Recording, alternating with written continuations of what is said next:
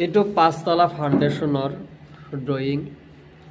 ইয়াত আপোনালোকে চাওক, ইয়াত যে আছে 100 মিলিমিটাৰ অৰ্থাৎ 4 ইঞ্চি আপোনাৰ PCC ঢালাই দিবলৈ দিছে।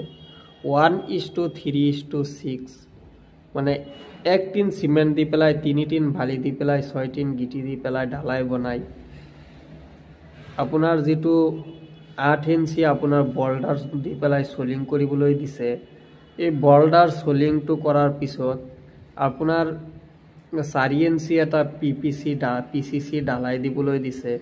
এইটো PCC ঢালাইটো দিয়াৰ পিছত সেই ঢালাইটোৰ ওপৰত আপোনাৰ ৰড পাৰি পেলাই জালি বনাবলৈ দিছে। আৰু ইয়াৰ ৰড পাৰি পেলাই জালিটো বনোৱাৰ পিছতো আপোনাৰ ইয়াৰ তলত 2 ইঞ্চি গুটকা এটা দিবলৈ দিছে। 2 ইঞ্চি গুটকাটো দিলে আপোনাৰ তলৰ যিটো PCC ঢালাই, সেই ঢালাইটো অলপ কম টেম্পাৰৰ কাৰণে আপোনাৰ যিটো কভাৰিং থাকিব, সেই কভাৰিঙৰ তলত আপোনাৰ ঢালাই সোমাই যাব আৰু মাটিৰ পৰা কোনো ধৰণৰ পানী পোৱাৰ চান্স বা মাটিৰ গেছ আপোনাৰ ৰডবিলাকে নাপাব।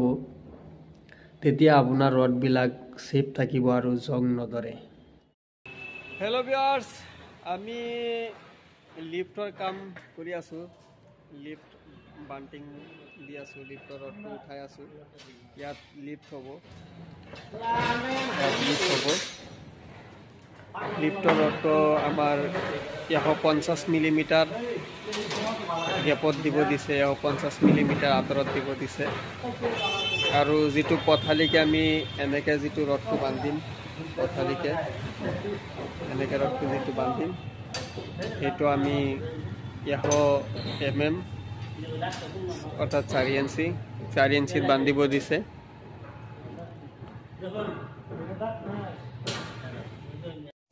যদি আপোনালোকে RCCৰ কাম কৰিব বুলি ভাবিছে, আপোনালোকে আমাৰ লগত কণ্টেক্ট কৰিব পাৰে। মোৰ কণ্টেক্ট নম্বৰ দিয়া আছে, মোৰ লগত কণ্টেক্ট কৰিব পাৰে।